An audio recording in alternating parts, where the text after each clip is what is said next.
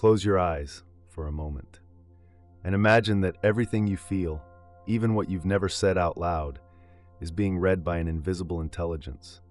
Now, imagine that this intelligence doesn't understand your words.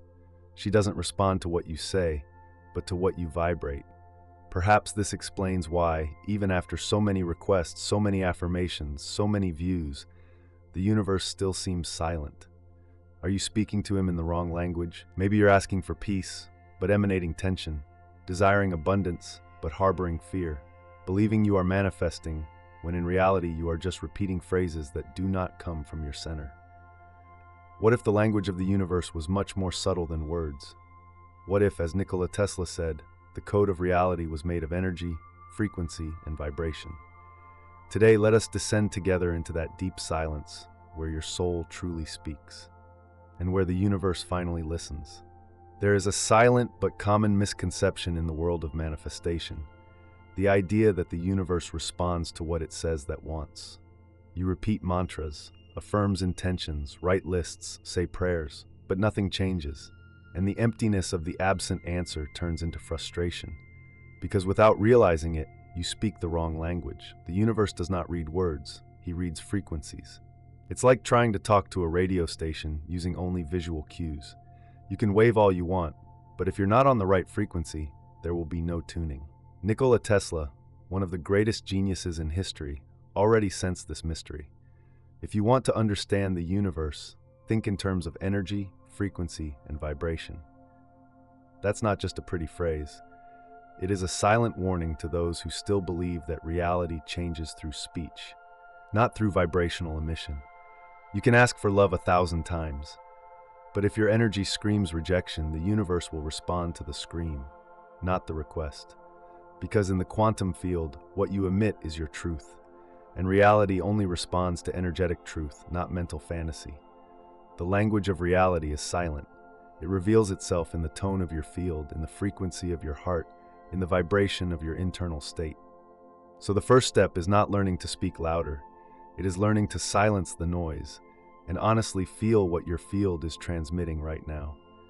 Maybe that's where your manifestation is stuck, in a language that your body doesn't believe, but your mouth insists on repeating. Have you ever tried to communicate with someone who said the right words, but you felt something wasn't aligning? The phrase was loving, the gesture gentle, but inside, something in you recoiled, as if that expression had no body. It was just sound. The universe feels the same way when you try to manifest from a disconnected internal state. He doesn't listen to your intentions. He reads the vibration behind them. In the quantum field, words have no meaning outside of the energy that sustains them. Manifesting is not a verbal act. It is a vibrational state. Imagine your intention as a handwritten letter. But what the universe reads is not the words. It is the emotional handwriting. He observes the tremor of the hand as it writes, the depth of pressure on the paper, the warmth left by the touch. This is what quantum vocabulary is all about, the language of internal state. Dr. Joe Dispenza describes this phenomenon accurately.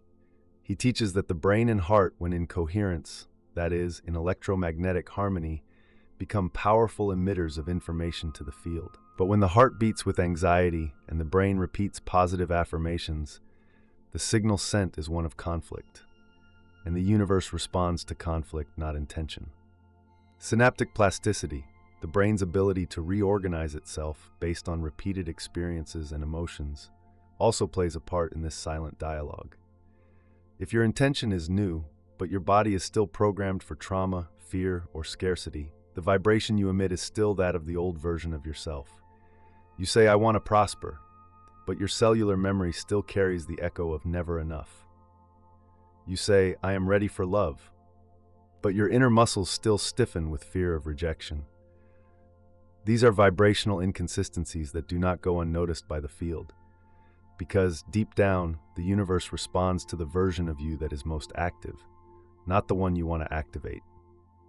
Joe Dispenza has demonstrated in brainwave studies that when a person enters a state of presence and deep meditation, they begin to collapse the field of possibilities in a more orderly way. In other words, your intention becomes a real command. But for this to happen, emotion needs to be in tune with thought.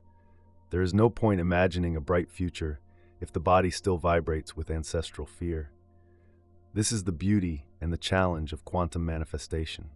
It cannot be faked. She demands integration. The universe understands living metaphors. He doesn't respond to what you rationally assert, but to what you are energetically incarnating. Your vibration is your language. And this language is shaped by internal microelements, the coherence between what you think, what you feel, and what you breathe. When these three meet, mind, emotion, and body, a new frequency is established, and it is this frequency that becomes readable to the field. Manifesting, then, is not declaring a wish to the universe. It is to become a new expression of Him.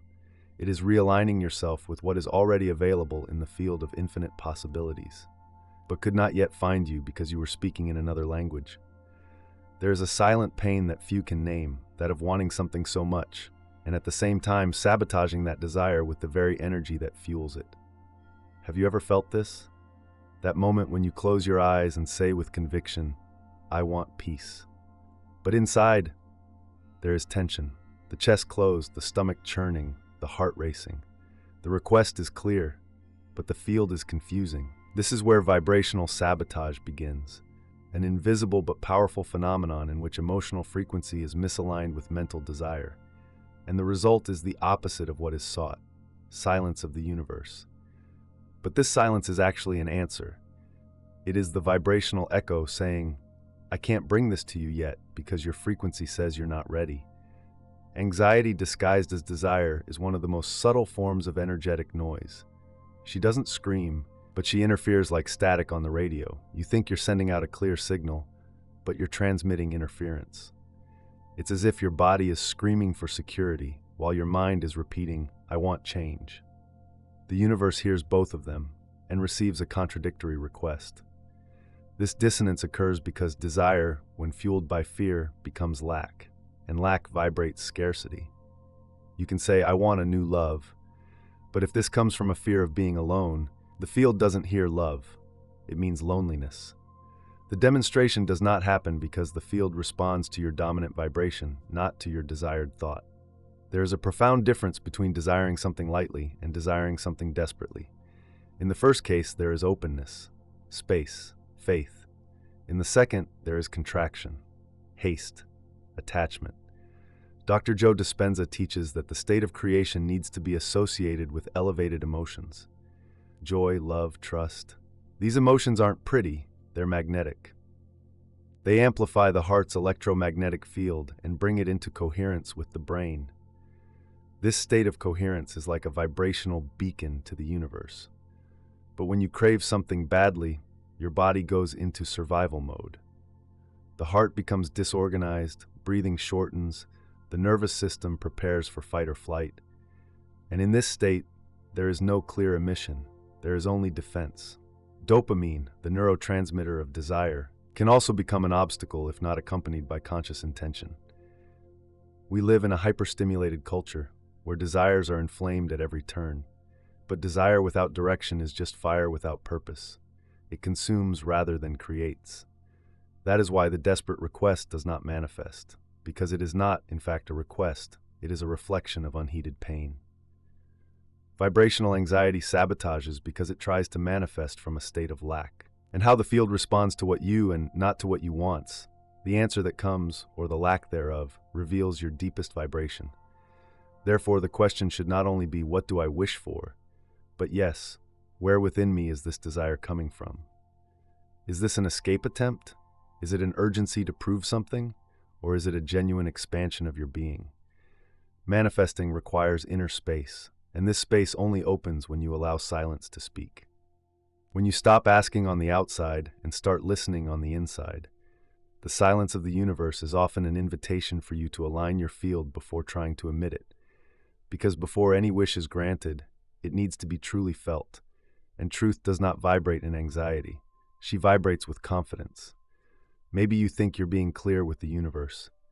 Maybe you say to yourself every day, "I want to change my life. I want peace. I want prosperity." But does your vibration say the same? The truth is that many of the signals we send to the field are involuntary. They do not come from our words, but from our internal incoherence. You can wake up, do your meditation, affirm your intentions with conviction. But if throughout the day, your automatic thoughts turn to criticism, fear, and the chronic fatigue of having to get it right, then the universe reads these impulses as your real frequency. The quantum field is not driven by the logic of I want. It is shaped by what you sustain energetically. And here's the key. Your behavior, your emotions, and your thoughts need to be aligned. Otherwise, what happens is a phenomenon I call vibrational leakage. You desire a higher reality, but your thoughts are in a loop of scarcity. You behave kindly, but you harbor resentment. You speak of gratitude, but your energy is imbued with demand. This misalignment creates a contradictory field, and the universe, which responds to frequency, not to intention alone, gets confused. It's like trying to tune a radio station to two frequencies at the same time. What you get is noise, interference, and the silence of the demonstration is not punishment.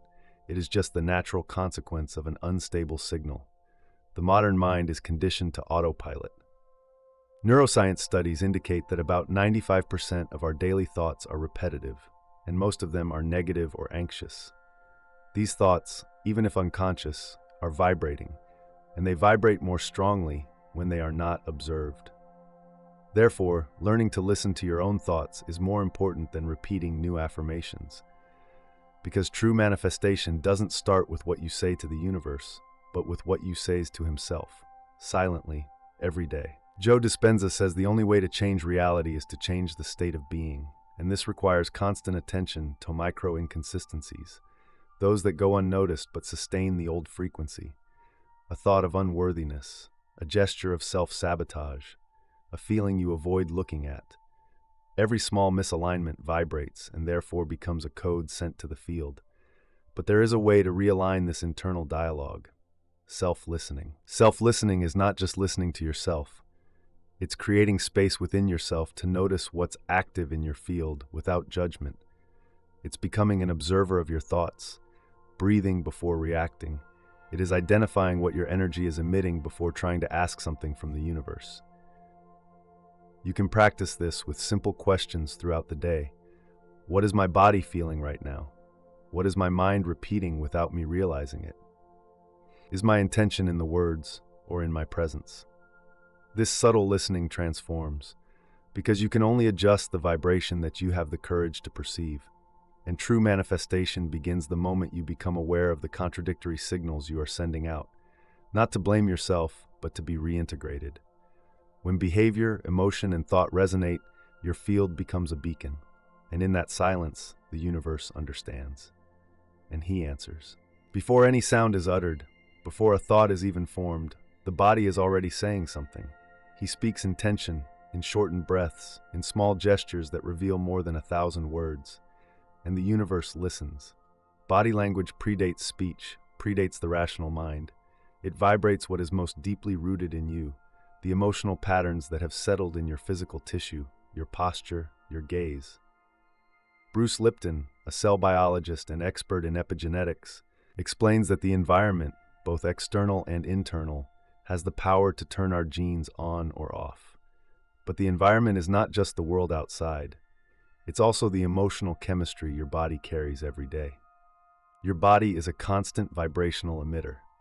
Every sensation, every unexpressed emotion, every bodily memory you carry, all of this makes up the field that the universe reads. You can say, I trust, but if your shoulders are hunched, your abdomen drawn in, your heart closed, the vibration you emit is one of defense, and no defense is expressed. She repels, not because the universe is punishing you, but because it responds to what you are being, not to what you are saying. And what you are being is, first of all, energetic posture. Have you ever noticed how the body changes when a person is in love or when they are in a state of deep gratitude? There is a lightness in the walk, a sparkle in the eyes, a different rhythm in breathing. This isn't just metaphor, it's literal vibration. This bodily state alters internal biochemistry and emits coherent signals to the heart's electromagnetic field, the most powerful in the human body. When this field becomes coherent with the brain, as Joe Dispenza shows, the body becomes a living antenna of manifestation. It is in this state that intention ceases to be merely mental and becomes magnetic. But when the body is in survival mode, tense, exhausted, contracted, it sends signals of urgency, fear, scarcity, and the universe responds with more of the same. Therefore, aligning your body is aligning your vibration. This does not mean living in perfect posture or in a constant state of elevation. It means cultivating a conscious presence. With each deep breath, you tell your nervous system that it's safe to relax. And when the body relaxes, the field opens. Manifestation comes not when you force it, but when you soften it. Here's a little ritual to reprogram your body language. Breathe with intention. Place one hand on your chest and the other on your abdomen. Breathe slowly until you feel your body begin to release hidden tension. Observe your micro-gestures. Notice where there is stiffness: jaw, neck, hands. The body speaks where the mind suppresses. Choose an opening gesture. Gently lift your chest, release your shoulders, allow your breath to fill the inner space.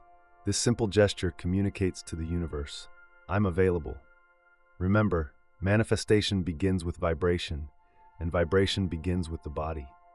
The universe doesn't just read your intentions. He reads your walk, your silence, your vibrational contour. And when body, emotion, and focus breathe in unison, the answer is not long in coming. It arrives as an inevitable reflection of who you have become. You may desire a new relationship. You can state, I'm ready to love. But if deep down your identity still vibrates with fear, defense, or indignity, the field does not understand this desire as truth. He understands it as dissonance. And where there is dissonance, there is no magnetism. This is one of the biggest causes of blockage in the demonstration: the difference between what you want and who you believe you are. Often, the request to the universe is clear, but the person asking is internally fragmented. You want something, but you don't feel worthy of receiving it. You want to experience something new, but you're anchored in your old identity. This vibrational incoherence creates a confusing field. And in the quantum field, confusion doesn't create anything. It just perpetuates what already exists. Neville Goddard, master of consciousness manifestation, said that you don't manifest what you want, you manifest who you are. And being in this context is not a label, it is an identity frequency. You can desire abundance, but still vibrate in victim consciousness. You may desire freedom, but still behave like someone who needs constant approval. You may desire a new future, but live with the same emotional habits as yesterday. This is not your fault. It is a reflection of an unconscious pattern which needs to be illuminated with compassion, not with demands. Subtle self-deception happens when your conscious mind declares a desire, but the rest of your field doesn't agree. And you start to wonder, why doesn't this happen to me? But the deeper question is my identity already compatible with what I want? And if it isn't, that's okay, because identity is also a mutable field. She is not trapped. She can be rebuilt from conscious micro-choices.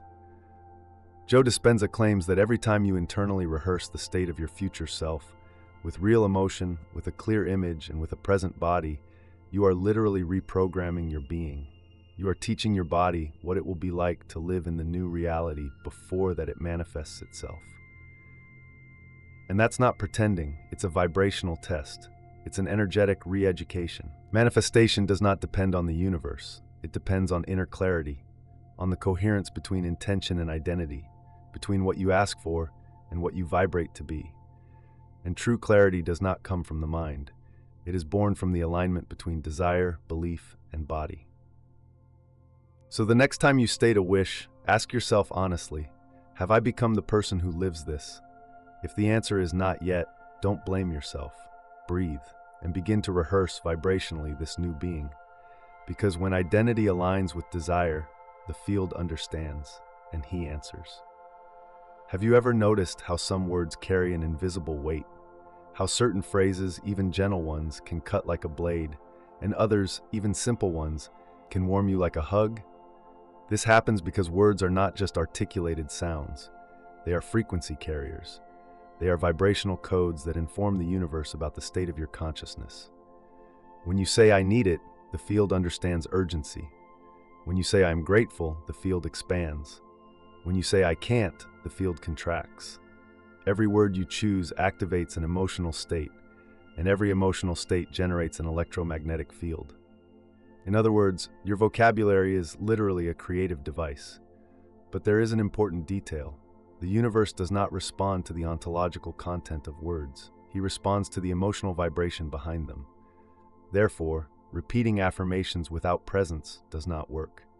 You can say, "I am abundant," 1,000 times. But if the tone of your voice carries doubt, if your body is on alert, if the emotion is not there, the field does not move. This is not about thinking positive. It's about inhabit words with vibrational coherence. Ericksonian hypnosis, created by Milton Erickson, already demonstrated that semantic choice has the power to open unconscious doors. Indirect phrases, subtle suggestions, well-placed metaphors activate internal states without resistance. And in the quantum field, the same principle applies. Words loaded with symbols, emotion, and lightness have more creative power than harsh, rational or forced commands. This is where the importance of creating what we call coded phrases, small internal affirmations that not only declare a desire, but evoke a state. Compare, "I want to change my life," with "Every day, my energy chooses a new path." The first comes from the mind that demands. The second comes from consciousness that is already moving. The universe responds better to this second vibration because it is charged with symbolic and emotional movement. Another comparison, "I need to get out of this situation," with "I am learning to flow lightly beyond what no longer serves me." Do you see the difference? The second sentence communicates transition, confidence, fluidity, and this activates a more magnetic field. Because in the end, it's not just what you say that matters, it matters as you say, and most importantly, who you are when you say so. The universe is not literal, it is symbolic. He understands when his words are true and when they are just noise, and when your language begins to vibrate with what you want to manifest, words become a bridge, and the silence turns into an answer. Have you ever tried to listen to what your heart wanted, but felt an invisible pressure telling you to want something else? Maybe you want a simpler, quieter life, but look to the side and see people conquering, producing, showing their victories. And a subtle doubt begins to creep in. Shouldn't I be doing more too? This doubt has a name, vibrational comparison. It is one of the quietest forms of noise in the field of manifestation, because it distorts not only what you want, but who you think you need to be to deserve that. Comparison is not just a thought. It is a frequency that misaligns you from your own path. It shifts you from the now, projecting your attention into the other's field, where you have no real access, only interpretations.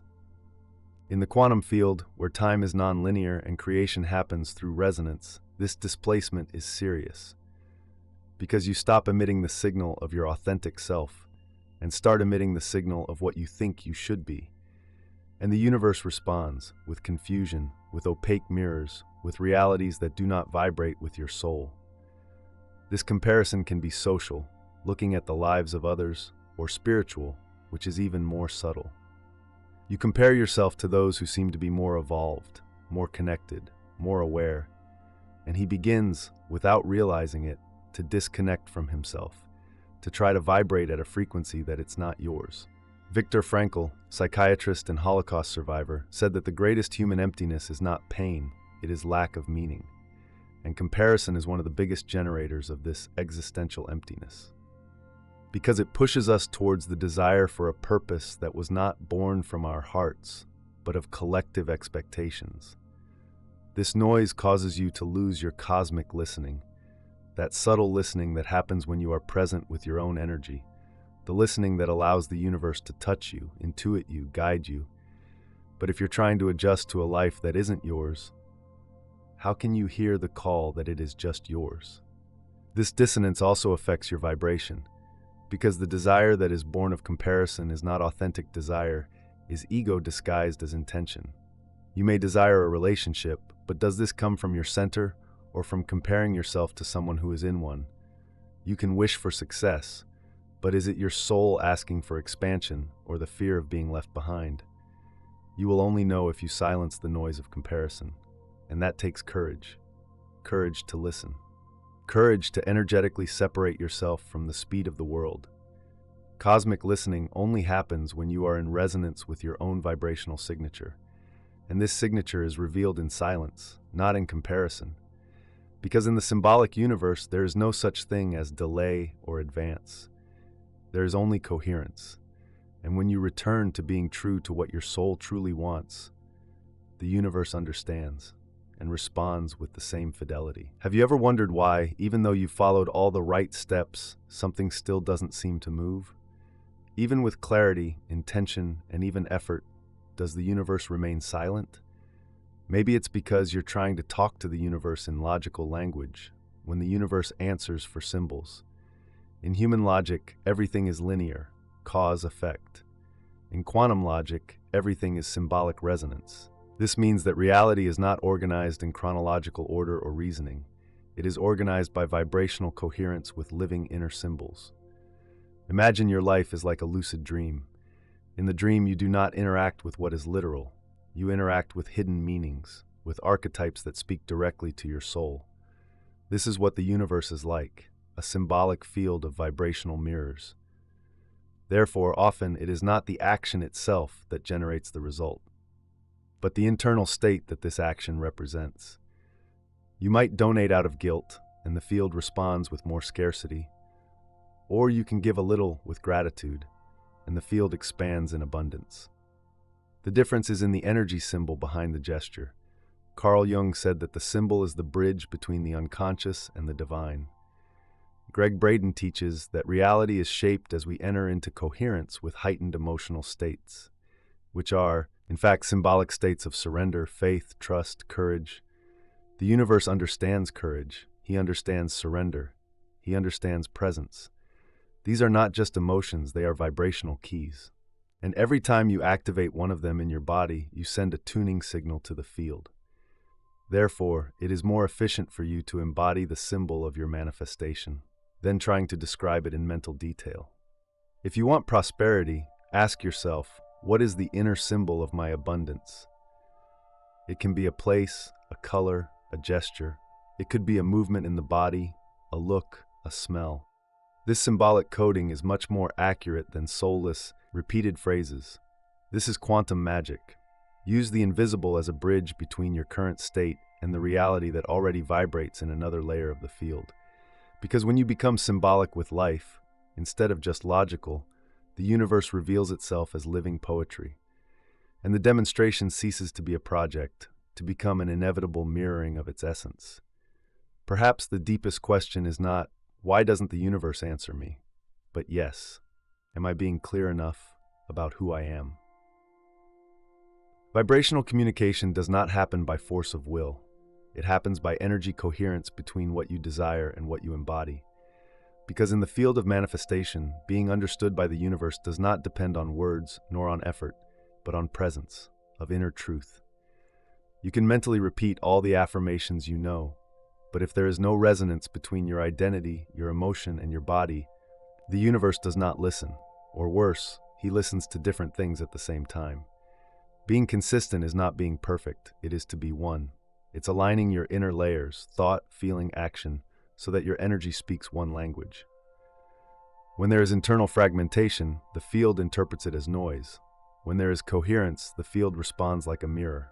Neuroscience has an important term here, embodiment, or loosely translated, vibrational incarnation. It is the practice of feeling, thinking, and moving from the future state you want to live in, not as a theater, but as a sincere rehearsal of your new self. Research with fMRI, functional magnetic resonance imaging, has already shown that the brain does not distinguish between an actually experienced event and a visualization embodied with emotion. In other words, if you fully feel what you want, the body begins to activate this new reality as if it were already happening. This creates a real change in internal chemistry and consequently in the vibrational field. You begin to no longer emit the desire of what you want to be, mass living presence of those who are already becoming. This is the language the universe understands. But to get to that place, you need to allow yourself to dissolve self-deception. Thinking you are manifesting when in fact you are still afraid, believing you trust when you still control, saying you're ready when you still flinch at the slightest sign of change. The universe reads your coherence, not your speech. So here is a progressive vibrational embodiment method. Vibrational embodiment method. Choose a clear intention. Example, I want to live lightly.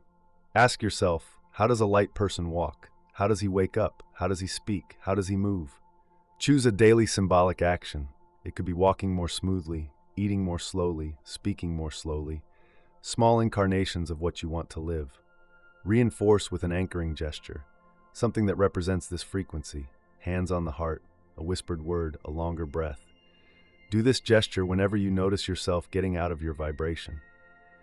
Celebrate micro-evidence. The universe responds quickly to coherence. Notice the small signs, the encounters, the subtle flows. They are not coincidences, they are answers.